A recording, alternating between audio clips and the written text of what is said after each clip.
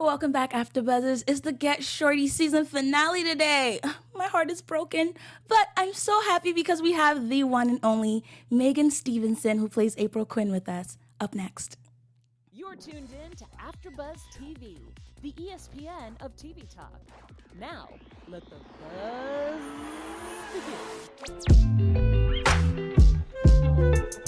Lights for you. Ow. This is the vibe that you give off. I need a wind machine. Yeah. You need your Beyonce fan? Yeah. Welcome, AfterBuzzers. We're so happy to have you here. It's the Get Shorty season finale, season 2. Woo! Miss Stevenson, welcome. Thank you for being here with us. Thank you for having me. So this was a really, really, really big episode. This music is still just. I know it's really there. It's really there. Like it's I love putting it. us into a different place. I know it's beautiful, but something that this episode did for me is put you into a different place. Yeah. And what it did for me, honestly, I was shocked. I know that April, first of all, April was the big MVP of this season finale because not only did she. Thank you. Yeah, no, absolutely, because she was able to go along with all the things that were going on to get the script actually done. Oh yeah. And then being open enough to take in Miles's opinions and putting that into there and really allowing it to cultivate the film and trusting him. Yeah. But also what I noticed that stood out for me the most is that we all know that April has a huge soft spot for Miles. But I like that even though she went to the prison to see him, she stood up for herself. Oh well, The yeah. first thing she did was tell him, listen, I don't like the way you allowed me to be whizzled into this problem. It's even it's a miracle that I have a career right now. How was that scene like for you when you read it and then when you played it out? Oh, I loved it. It was great. It was absolutely necessary. I mean, it's hard because I think like during the course of everything unfolding, there were definitely suspicious things that Miles did multiple times, even to April in season 1, blackmailing her. But she's got a soft spot for him, and this though completely crossed the line, and she, Lewis kind of hit her where it hurt. He did, and I was a little surprised. Miles needs you. Is that the magic sentence for April now? Apparently, no. I did not see that. I think it's just like so pathetic coming from Lewis in April's eyes that it's like, God, I mean, need is a strong word, and I get it though. It's also, I mean, April's definitely never been to prison, and you do need something to get you through. And he's a great producer. He's great. He's got a lot of good notes, much to her chagrin. Is that all it is, though? Is that all it is? Because even after she knows that he's seen someone else, which when that happened, I was so upset. She was coming out of the bathroom. She was like putting her little makeup on. I was like, let's go, April. And humiliating to shoot that scene. It was so mortifying. Humiliating. Did you have to draw on, like, life experiences? No. Never. No. No, it was awful. It was so. I mean, It's definitely come full circle, though. It has. Yes. It has. Do you see that relationship, though, manifesting into more? Because you see her now taking on her own shop, doing her own thing, working with Gladys. Yeah. Do you think that now she's always had to answer to somebody? Even when she worked for Rick, she said she didn't have her own life. But now that she's able to be her own boss, do you think that her social life will, something will happen something there. Will happen. I want something for my April. I love her. We just want her to be happy out here. I do too.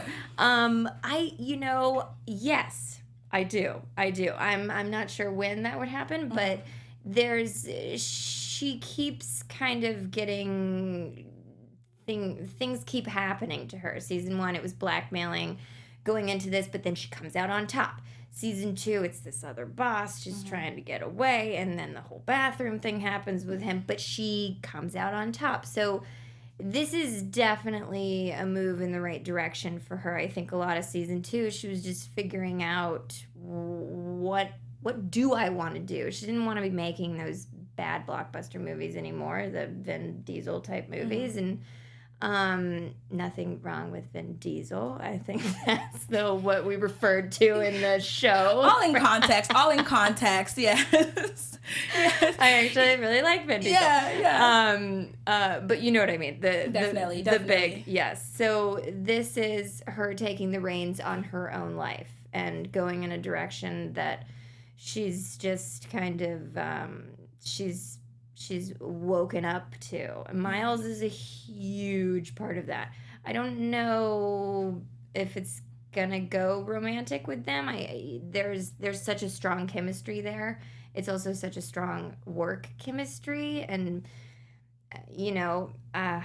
I don't know. No, I definitely agree with you because they definitely have respect for one another. Yes. And I think that even when Miles found out about everything that was going on with Lawrence, there was a protectiveness that kind of came over him. He was very protective of April, and it wasn't necessarily a romantic thing. It was just you can't, how dare you do that and, mess with her. Me swindling flash drives to him and scripts to him in prison. It's the same thing. It's like you're going to look out for each other, and the relationship is complicated. It is quite complicated, and The best kind of relationship. But just know that I'm Team Miles and April. Are you? I really am, because Jeannie, we'll see how that goes next season, hopefully. But you guys are an incredibly tight-knit cast, and I'm very excited to see how April and Gladys's dynamics change, because we can only assume that you guys work together with Rick, correct? Well, I'm not sure. But that's an interesting question, because you did work for Rick and so did she. So how do you think that dynamics is going to change when we see two women working together versus everything else that we've seen on the show?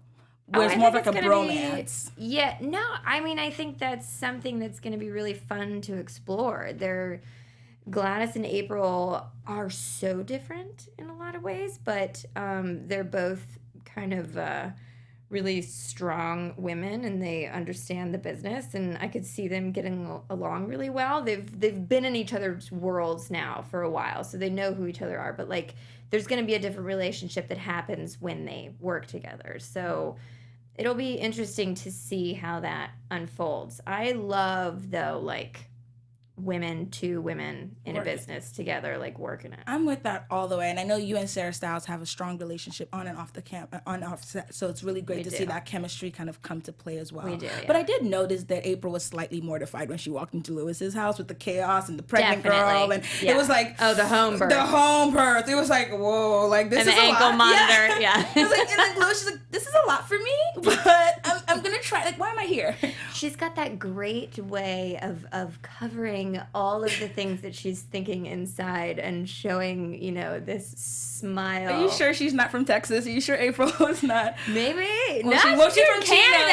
Yeah. They definitely told us that, but she has that southern swag to the way that she does things sometimes. Or just executive in Hollywood. Very much demeanor. so. Very much so. She's very cutthroat. But I think also another strong woman that we have on the show is Amara. And I think this episode was a big surprise for a lot of people. We did not see Guatemala coming. And I think this was the first episode that we really see Rick come to terms with how much of a love story he and Amara are. Yeah. Yeah. And I think he's kind of, I think it's still surprising him.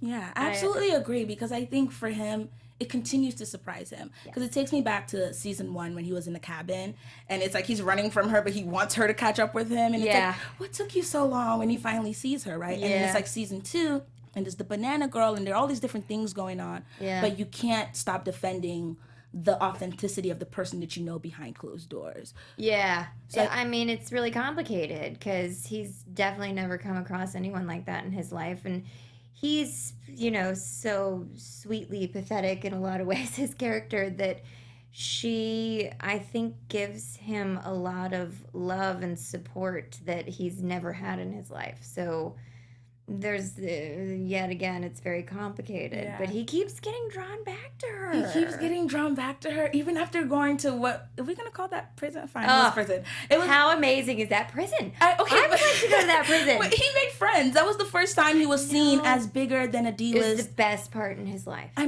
So it's really interesting. This episode just had so much going on, and I love that we cut to a year earlier, and then we see Ed, and we see all these people, and we have such strong characters that as fans we're invested in each of you's lives individually. It definitely intersects later on, but just individually, where has Ed been? What has he been going through? I know. Yago having, knowing that his aunt sent out a murder hit on him. How does that change his dynamics, Yeah. And then bringing all that back to April, who we've seen kind of fall in love with the movie business. Mm-hmm. So my question would be, In a different way. In a different way, yeah. Because I think when we first started off... In a much more solid way. Exactly. Because when we first started off, she was really into the business of it, the money of it. She was like, I'm going to be head of the studio. Yeah, like the power of it. But that's what happens. You get swept up. Exactly. So what drives her, right? So what drives April and what keeps her sane?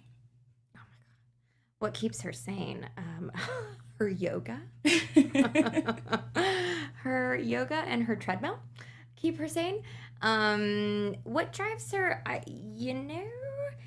now what drives her is, I think she wants to be in the world in a very real way. I think she's seen so much go down in a way. You know, she saw the shadiness at the first studio, Gravity Pictures, how they, you know, all this stuff they do with money, and it's just not right. And then now she's seen a whole nother level of just disgusting shadiness with Lawrence Budd and what he does, and like how these people in Hollywood have gotten so big and make so much money, but she sees the real dirtiness that's going on behind it. So like Miles and whatever he's doing to get movies made, even though it's not above board, it's like no one's above board in this business, and you got to do what you got to do. And like she wants to be in the world in a real way, as opposed to just,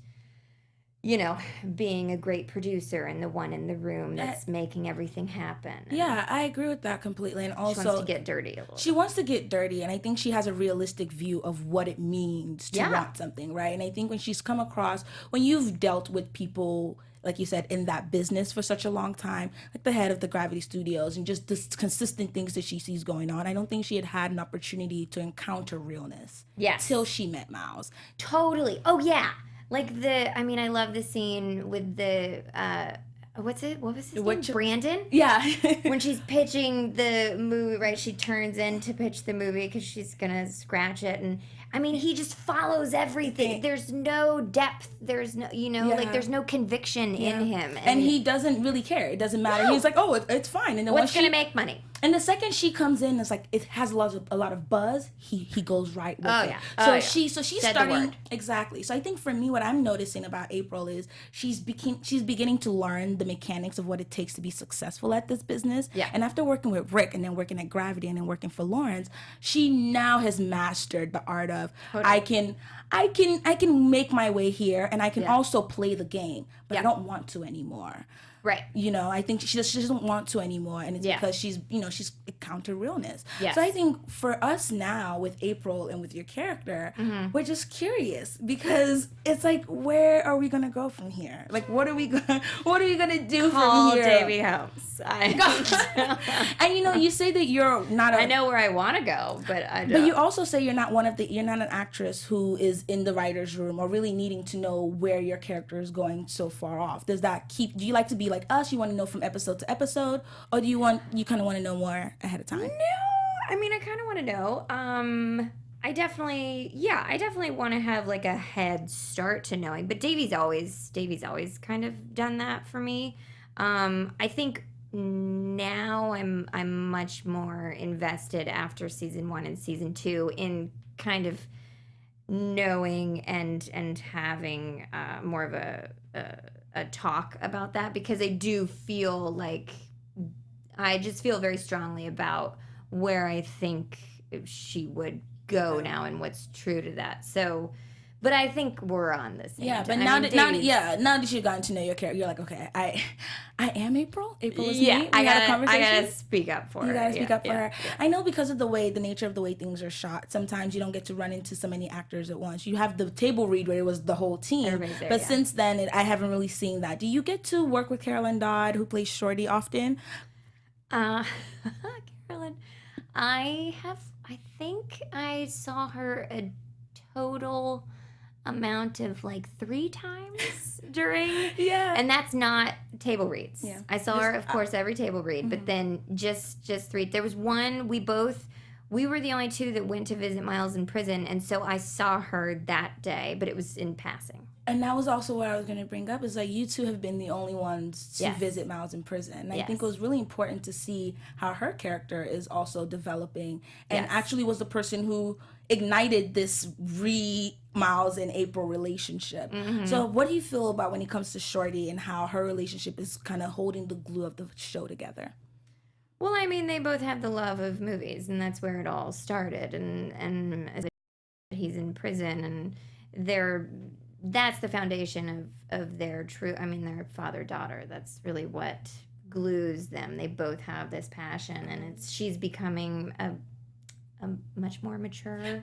She's so mature than her parents. Yeah. Even in the show, I mean, they grow up fast, so they really do have that strong connection now. And I think she's, I like it. I like that she comes and brings the reviews. I think it's very true to father-daughter like how that father-daughter relationship would be. And I think that it's really wonderful that they mirror it so well, because this season has tackled a lot of little issues from, some might call it like a time's up kind of issue that April was having. Even said that. Yeah, that she was having at her job. And how did you feel about the way that she handled that in terms of Lawrence? I felt great about it. I mean, what are you gonna do? You go to human resources, and then they're in on it, and then you're just kind of, your eyes are opened to the power of this man. And I think she was very savvy in her techniques, because she went to him straight on and just told him what's up, and gave him the little insight of the drywall and the fact that she knows what he did, and not too much, but like, this is what I want. I'm staying on this. You're going to stay out of my business. Knowing how to like kind of like wield her power when it comes to that. Like, she knew she couldn't bring him down, because there was, and that's, it's also like, it's not worth it. That wasn't worth it. She got the bathroom taken away. What are you gonna do? You gotta pick your battles. Yeah. And that definitely makes sense. And it's just like, just like having those moments of just mirroring things that are going on, or even talking about incarceration. And you see the difference between where Miles is versus where Rick is, and it's just everything is truly still mirroring reality. Yeah. So when it comes to you and getting involved in this project, how did you get involved with Get Shorty? Because everyone has a very different path into how they interacted with Davy. Either they were discovered on the street like Lydia Porto, or What? Yes, you didn't know that? She was not she's a very talented actress and so much depth, but she's actually from Texas. She was actually in Las Vegas when Davy saw her and was like, listen, I think you would play this role. I'm writing a role and you would be great for this role, and I think you should do it. She was just walking on the street? She was literally like, she describes the story as she was just kind of walking, shopping, and he was like, it was something along those lines. We literally had the whole video and showed it. Absolutely. What? Yes. So what was your process? Came in and auditioned. I didn't Of course she auditioned, I think following that, but I think the initial reaction of seeing I had no her, idea. I never knew well, that. that's the story she tells. Wow. I'm sure, I don't know if that's an audition process later on, but in terms of her initial reaction or interaction with him, it was on the street. Yeah, it was kind of random in that sense. Wow, I'm gonna have to ask her about that. No, I had an audition. No, I mean, everybody kind of had an audition, but I'm saying in terms of the project, what kind of got you most excited about being involved in Get Shorty? Well, Davy Holmes, definitely. I'm a big fan of Elmore Leonard. I love the writing. I obviously loved the movie, and I knew once Davy got his hands on it, it was going to be genius. And then really it was just the material. When I read the material, I originally went in for the role of Katie.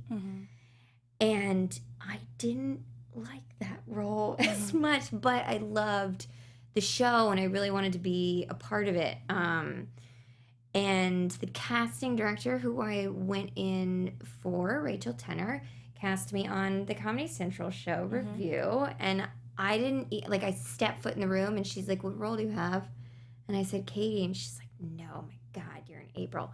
And so she just gave me the material, and I went out in the hallway and just learned it real fast and put it on tape. And I mean, as soon as I read April, I was like, "Oh."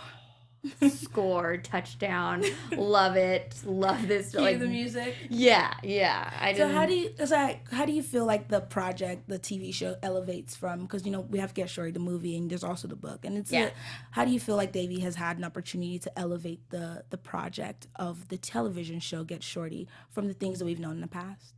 I think it's just his own spin on it. I think he really hones the voice of Elmore Leonard very well. I think it much more than the movie, because of course the movie couldn't. It was 2 hour time limit. This more feels like he's brought the world to life again, and he's exploring it in a lot of different ways. There's more time. It feels like a film to me when you watch it. Like, every episode feels like a film. It's just a continuous film, and you don't really ever want it to end. You want it to keep going, and I feel like that's how you feel when you read the book and when you dive into the world of the characters. So I don't know. I think it's just he's been able to put his unique spin on it. And there's such a rawness with each character that I think it's very different from the book. The book, Yeah. I mean, the movie gave a lot of bravado, Yeah. but not a lot of depth and a lot of realness. And I think the television show just elevates that to another level. The characters are so specific and strong. And the thing I love about it is when you watch it, depending on whose storyline you're watching, and it's lovely because they all merge together and they're all kind of wed together and then they separate again. But whoever you're watching, you're completely invested in that person, whether it be Ed, whether it be Rick. That's nice. Whether it be Augie, right? Because we had that interaction. I thought that was another dynamic of April that we were able to see. Is even in a situation where she's scared, she still can be kind and be, thoughtful and just kind of respectful about the way that situation. Because that could have gone so many different ways. Because she was just scared out of the street. Leaving yoga. It was like, what's like? Can you come to my office? I mean, what do you mean? She's lived in LA long enough to not be scared off by that stuff. But no, I mean, it's true. It's still like, why are you trying? Like, anybody would have been scared. It's like, where are you coming from, and why are you bringing me scripts? This is a lot. But you describe yourself as the girl who we would see jumping out of a car to save an animal. That is how you describe yourself, and I know that I've jumped out of my car enough times now I also just don't know what to put on that thing. It's like, doesn't it basically say, like, describe yourself? And what do you, I have no, what? I don't know. It's one of those things you just, like, think for yourself. Like, what do you want me to put there? It's a lot. But then I read other people's and I'm like, God, I should... Genius! They're just beautiful. They have such a witty way of just bringing their personality to life. I'm like, think for yourself. Like, get to know me in real life. Yeah. So tell us some of your projects. I know you work with rescue animals and fostering animals as well. So how's that been for you, and how does that fulfill you in real life? I dive head first into it as soon as I'm done with any project. Basically, probably to keep myself afloat, but then also just to feel like I am doing something. It's a huge passion of mine, and so I need to exercise it, and I need to feel like I'm putting forth energy there and making a difference. So, but I can't. It's the rescue world is very involved, and it can completely take over your life. And I donate a lot, and I'm an advocate, and I do what I can. So I'm fostering right now because that is one way. That's my foster dog. That's your foster dog. How long have you been fostering? His name is Ranger. I have been fostering him for about a month and a half now. It's not just me, obviously. Me and Tom, he's an integral part of it. I saw him at the, on Instagram, I basically follow all the animal shelters and rescue groups and stuff. And you're dedicated to the cause. I am very dedicated to the cause. I saw him on the Friends of West Valley.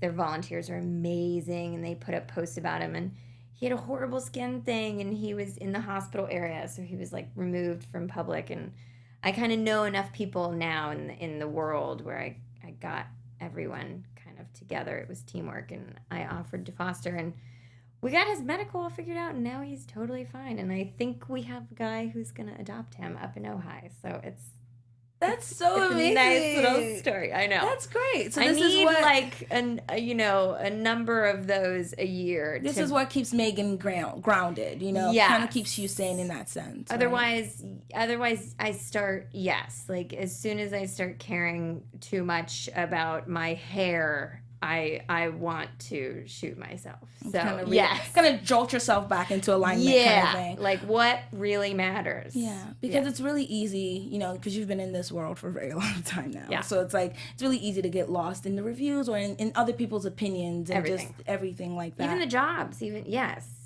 or even the jobs, really. Yeah. So what's for young women who are trying to, be you and just kind of aspire to do things that you've done, what is some advice that you would have in terms of just keeping sane outside of that, but just when it comes to the business, keeping pushing in terms of just auditioning, in terms of booking projects, but not holding that too much on yourself,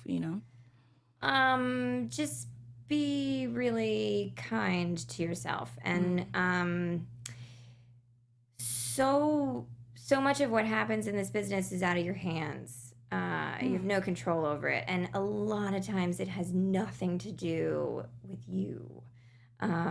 So do what you can to hone your skills and have control over what you bring into the room.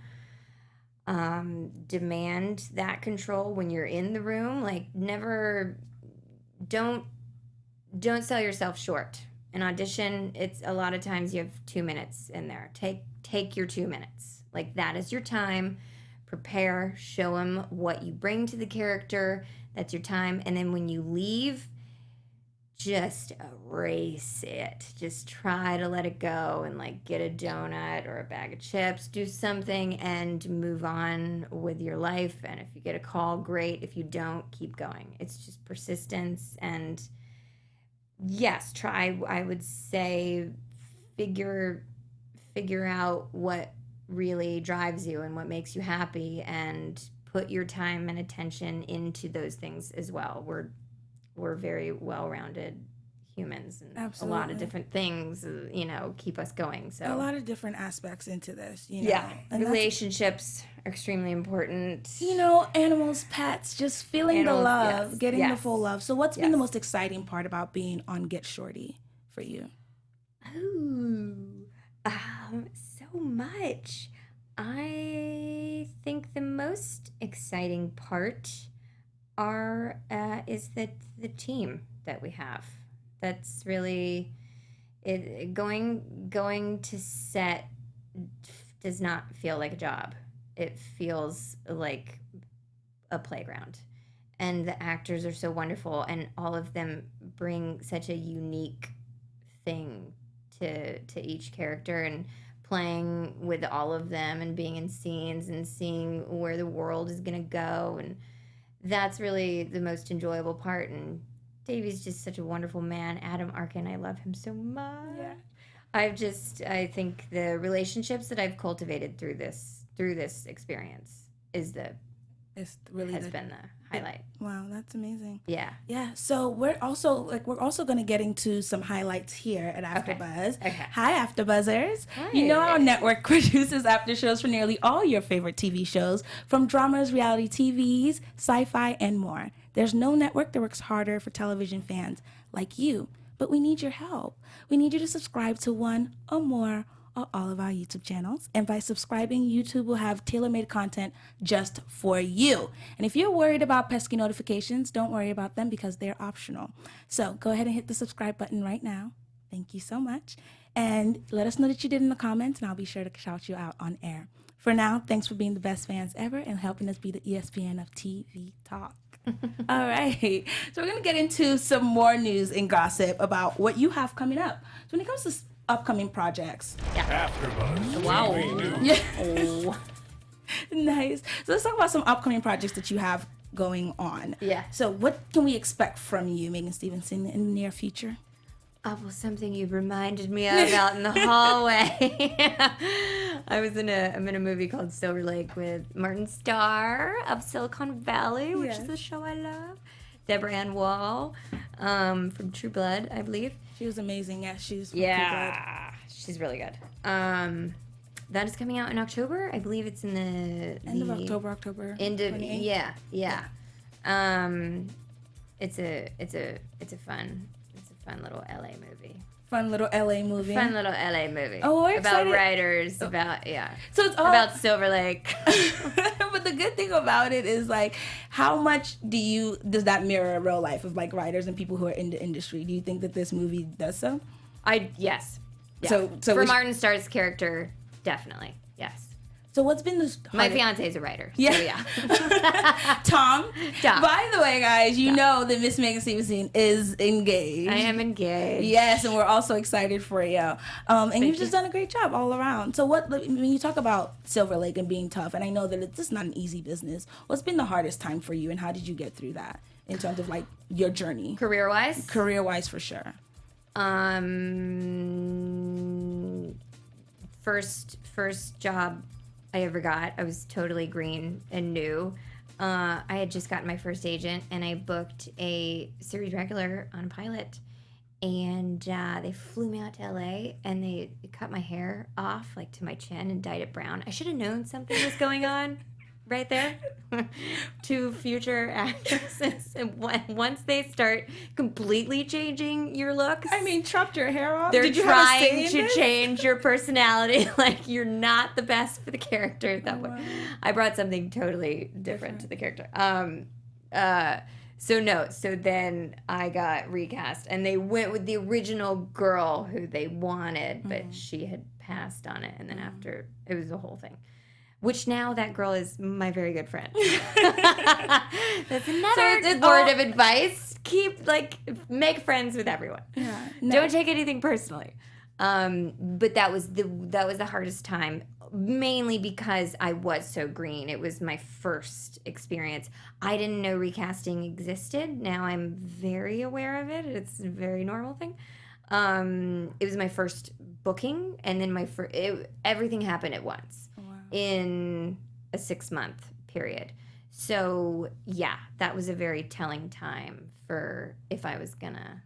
Wow, how difficult was that for you? Your first ever project, you're excited, and it gets recasted. Yeah. What was that process like for you? I mean, it takes a lot of confidence and a lot of self-work to be able to be like, okay, I can still do this. Let's strap on the boots and keep pushing. I went to Barnes & Noble to the self-help section.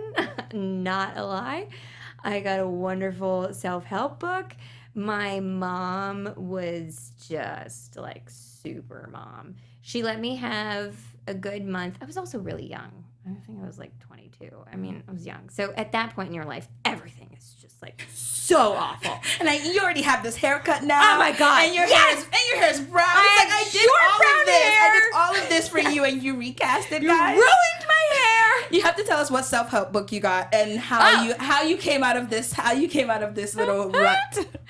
Oh, it's embarrassing. It's a self-help book that is really about tragedies. It's just like, which my situation was not a tragedy, but to me at the moment it was a tragedy. Worthy. It's embarrassing. It's called Broken Open. It really is actually a really good book. Broken Open. But it is. I mean, it's about tragedies and people who really do have tragic things happen in their life and how they get through it and all of that. So I was, of course, thinking just reading that humbled me. I mean, it was like, whoa, I don't know what you're it's not that thinking bad. here, but yeah, life is not bad for you. And then, my mom just, she knows when the moment is to turn it and give me tough love. And she gave me some serious tough love. And she was basically like, you're doing this to yourself now. You're sabotaging yourself. Yes, a bad thing happened, but now you are perpetuating it into everything that you do. And you're the only person that will either make yourself succeed or make yourself fail.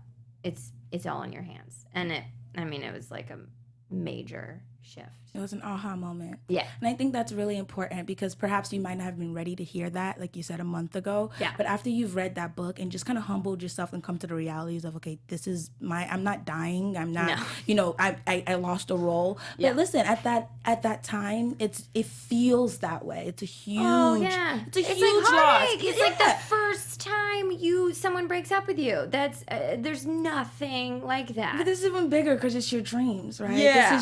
This is your big day and your big dreams, and now you're here. So I'm really appreciative of your mom. She really gave you much needed advice because I think a lot of times when something happens to us, we don't realize it, but we're projecting that into every situation, into every other audition, into every other. Oh yeah.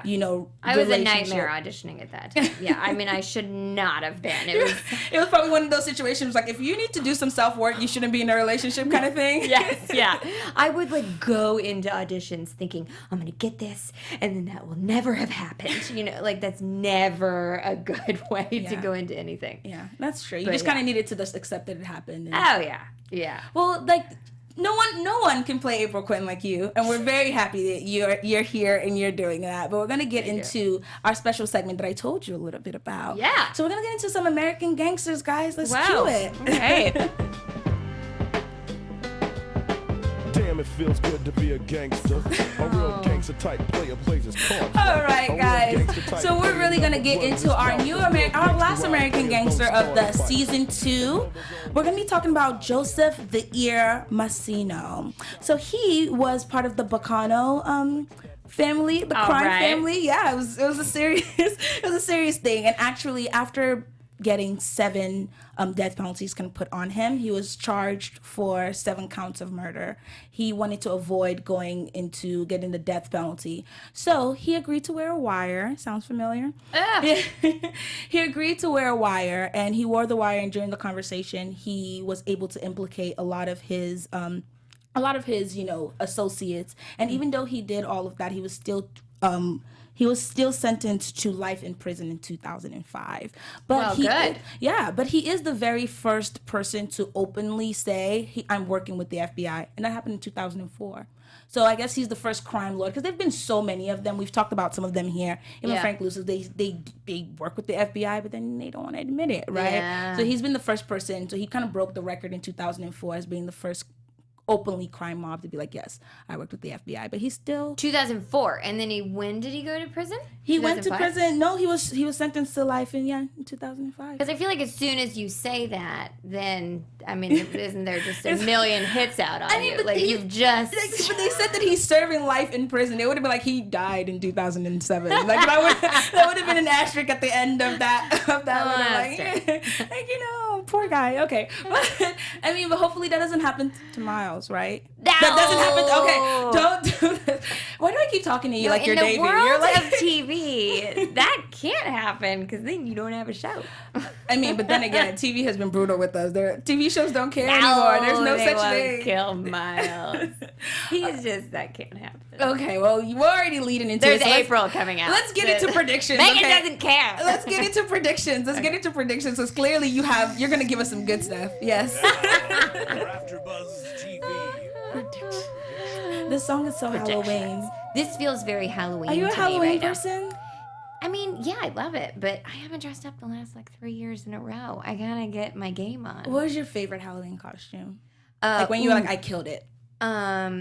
Oh man, I've done so good. I did E.T.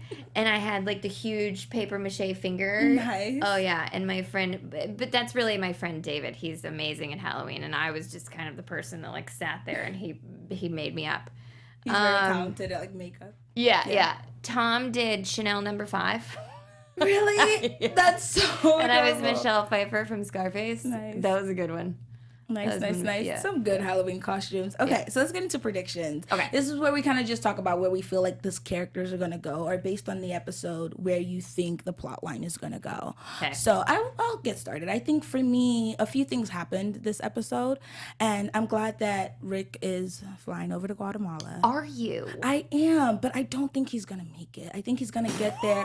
No, I don't think he's going to die, but I think he's going to get there, and when he gets to the actual airport, I don't think Amara's going to be immediately waiting for him. He might have a second to maybe go into the first bathroom or something, take a look into himself and figure out okay, am I really going to do this? Is this really going to be a thing? Wow. And I think that he's going to have a reflection of either going back. I think he's either going to turn away from Amara, like get there, be like, okay, I don't want to do this, go back. Or he's going to stay, and then I don't see their relationship breaking up after that, like whatsoever, no matter what. Even if he decides to do the movie on Banana Girl or not.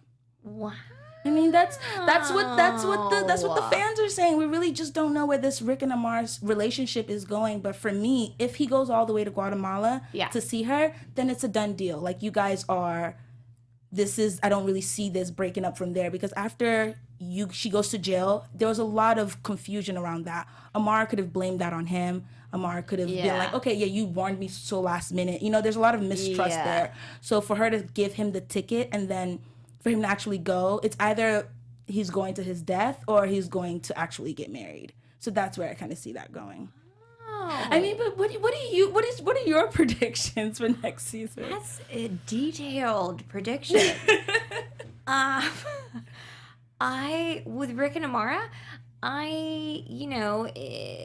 it definitely can't play out how it already played out. So that's why I had to go big. You go big or you go home. You did go big. I don't know that Rick would be someone who, like, I think he'll see it through. I don't think Amara's gonna be at the airport. She'll have people.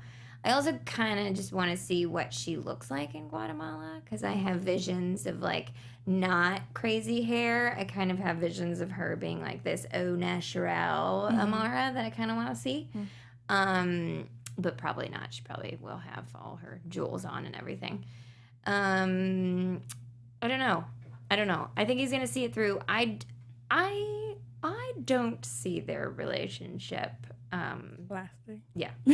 Yeah, I mean, and that's the thing, because this is definitely going to be the determiner, I guess is the best way to put it, in terms of this trip, because, and you made a really good point right now, because I think I could see Amara actually going back to Guatemala and stripping, being able to strip through, like, all the bravado she'd had to put on, all the strength that she's had to put on, and just kind of be a little more. It went much more with Nevada and LA, but Guatemala, I don't think you can be wearing like no bedazzled faux fur I don't think vest. So. And then we know Lydia Porter was trying to give April some style tips, bring some color into her. No, April laughs at her style. Exactly, it's a little much for her.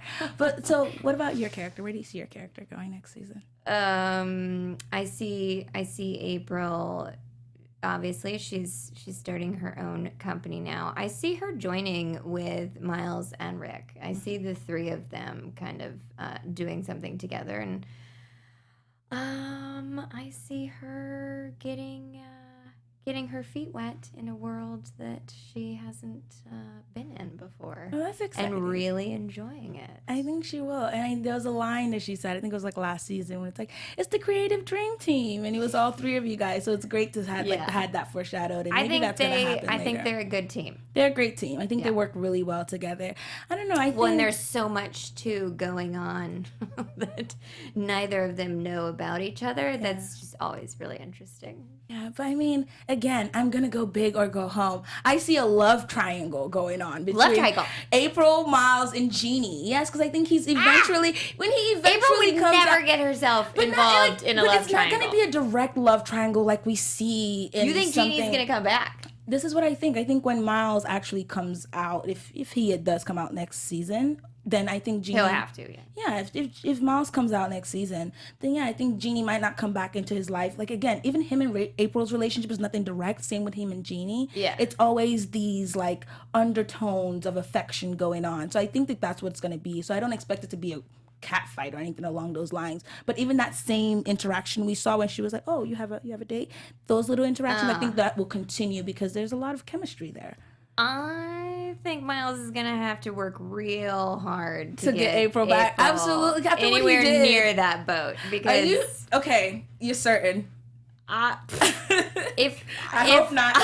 If it's me bringing what I want to bring, then yes, because like one and done with the whole. Yeah, that was. Let's get one and enough like that. True, because April does not play that. She started off with the 20-minute guy. Remember, she was like, yeah. But the thing is, I that soft spot for Miles is pretty big, but we'll they see. have chemistry, so like, yeah, they might hook up again. They might, you know, like that. I don't think is out of the realm of possibilities. But in terms of like them having a romance that kind of happens, I just think it's way too complicated, and I think that would be in like the 10th season. I was gonna say maybe it's way too soon. Because it's way too soon. It's much more interesting if it's complicated. And I mean, my April would not let him back into that world. I agree, because I think after a while, once April and him continue to work with each other, and I think they'll continue to grow that respect,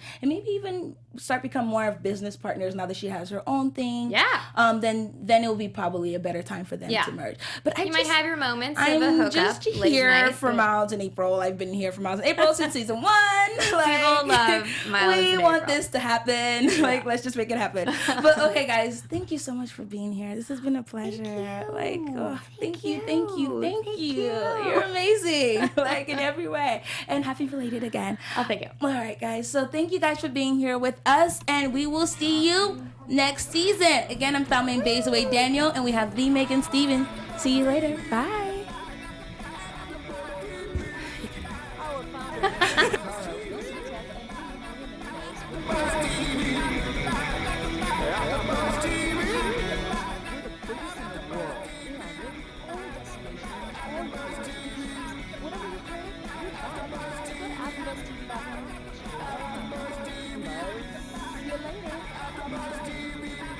The views expressed herein are those of the hosts only and do not necessarily reflect the views of AfterBuzz TV or its owners or principals.